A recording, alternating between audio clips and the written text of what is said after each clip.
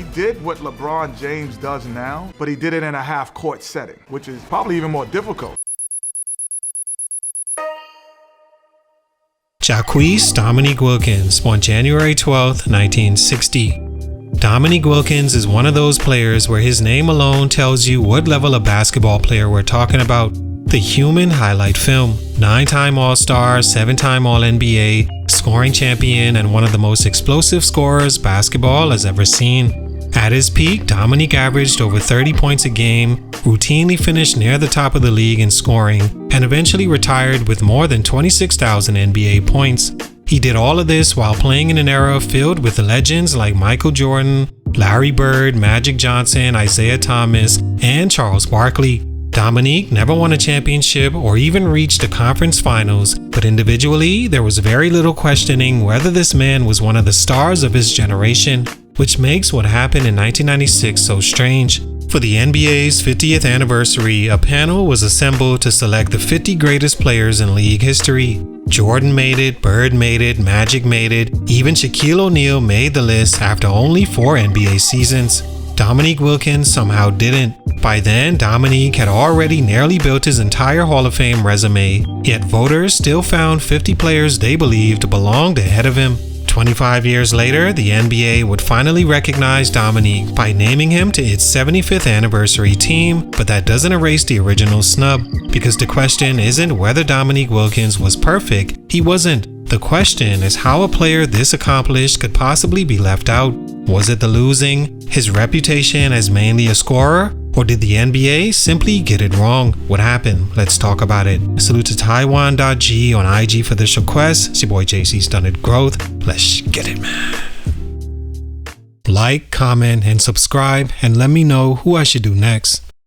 Dominique Wilkins entered the NBA in 1982 as the 3rd overall pick of the Utah Jazz, but before ever playing a game for them, his rights was traded to Atlanta, where he quickly became the face of the Hawks. After averaging 17.5 points as a rookie, Dominique jumped to 21.6 his second year, beginning a streak of 11 straight seasons, averaging at least 20 points a game. By 85-86, he had become one of the best players in basketball, averaging 30.3 points, winning the NBA scoring title, and earning first-team All-NBA honors. From there, Dominique became a fixture among the league's stars. Atlanta won 50 or more games 4 straight seasons from 85-86 through 88-89, with Dominique averaging 29.1 points over that stretch. But despite all the regular season success, the Hawks never reached the conference finals, coming closest in 1988 when they lost Game 7 of the second round to Larry Bird and the Celtics by just 2 points. By the early 90s, Dominique had established himself as more than just a highlight dunker. He made 9 consecutive All-Star teams and 7 All-NBA teams while becoming Atlanta's all-time leading scorer. Even a ruptured Achilles at 32 couldn't stop him. Dominique returned the following season to average 29.9 points, finishing second to Michael Jordan for the scoring title. Atlanta surprisingly traded him in 1994, and after stops with the Clippers and Celtics, Dominique spent the 95-96 season playing in Greece. So when the NBA announced its 50 greatest players in 1996, Dominique's case wasn't based on potential. His resume was already sitting right there in front of the voters. Stunt number 1, scoring alone wasn't considered greatness. Dominique Wilkins could score with anybody, but when you look at how greatness was being judged in 96, that may have actually worked against him. He had become so identified with putting the ball in the basket that everything else he did was almost secondary. The dunks especially became his identity. He was the human highlight film, a 2-time slam dunk contest champion, and one of the most exciting players of his generation. But Dominique himself later admitted those dunks sometimes overshadowed the fact he could score in several different ways. And he had a point. You don't average at least 20 points for 11 straight seasons, win a scoring title at 30.3 points a game, and become one of the NBA's all-time leading scorers, 8th overall by the time they made the top 50 list by just dunking. The problem was the top 50 wasn't simply a list of greatest scorers. The voters were deciding what they personally believed made a player great, with no ranking system or statistical formula telling them how much scoring, winning, defense, or versatility should matter.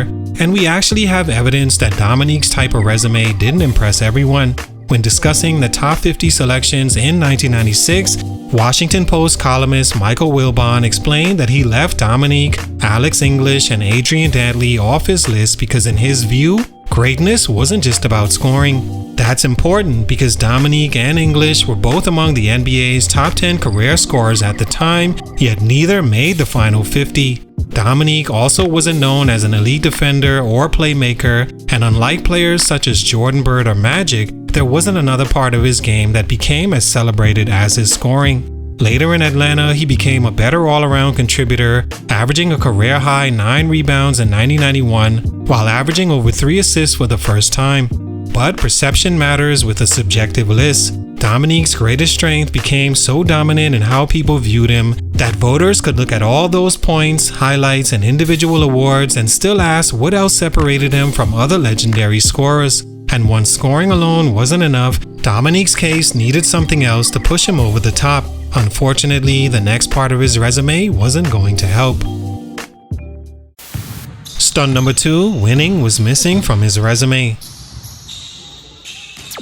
Dominique Wilkins' Hawks teams were always good enough to win in the regular season. The problem was, every time the playoffs came around, Dominique Wilkins and Atlanta eventually hit the same wall. And when you're trying to be recognized as one of the 50 greatest players in NBA history, that matters. In 1986, Atlanta beat Detroit in the first round, before Boston handled them 4-1 in the second.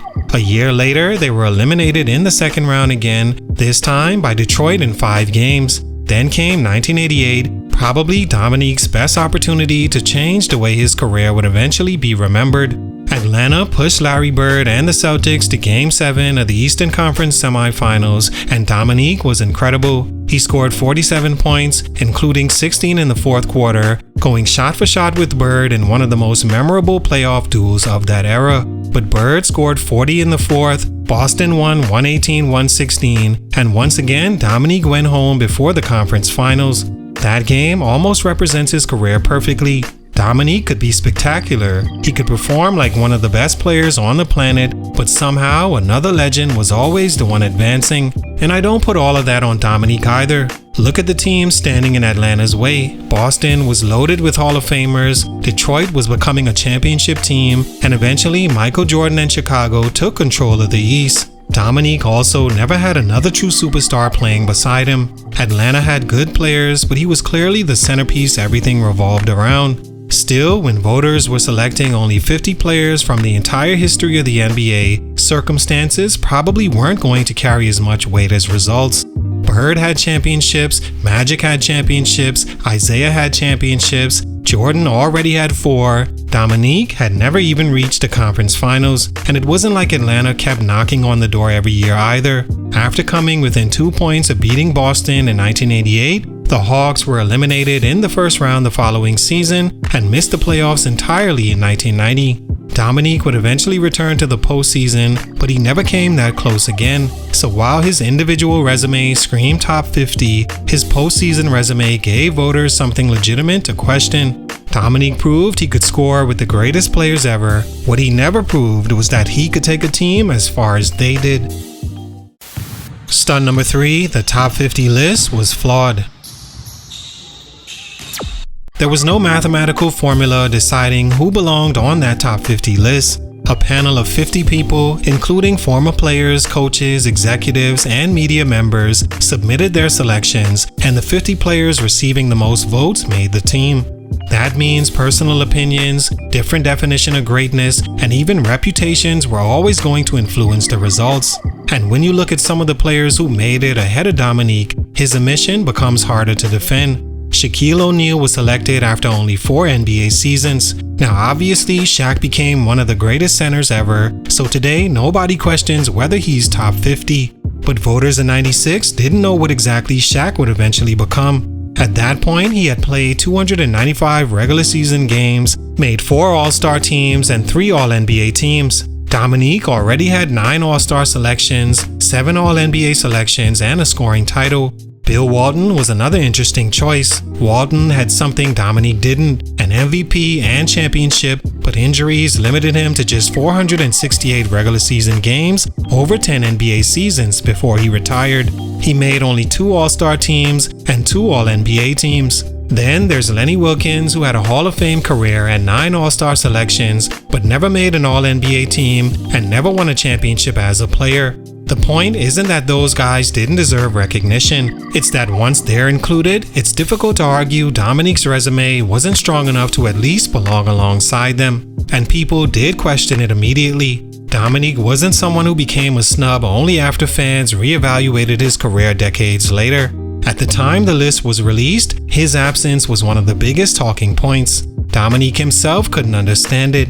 He was among the highest scorers in league history, had spent more than a decade as one of basketball's biggest stars, and players like Jordan, Bird, and Magic knew firsthand how difficult he was to deal with.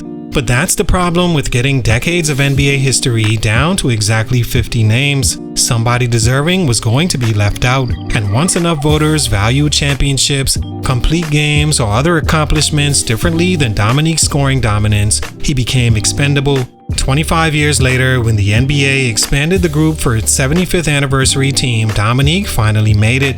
By then, the league wasn't discovering something new about him. It was recognizing what his resume had already been saying in 1996.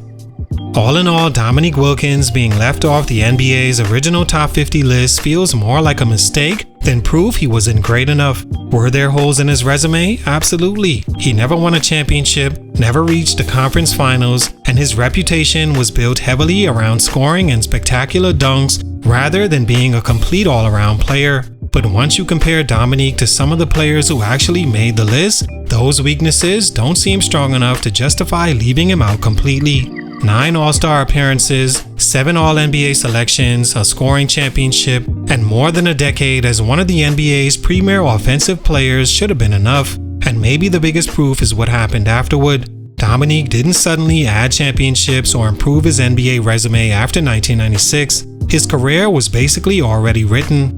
Yet, when the NBA celebrated its 75th anniversary 25 years later, his name was finally included among the league's greatest players. To me, that wasn't Dominique becoming worthy of recognition. It was the recognition finally catching up to Dominique. So while we can understand some of the reasons voters may have left him out in 1996, I still think they got this one wrong. Dominique Wilkins was already one of the greatest players in NBA history. The top 50 list just failed to recognize it. Salute, much respect, but for these reasons, he was left off the 1996 top 50 list. It's your boy JC Stunted Growth, and I'm out.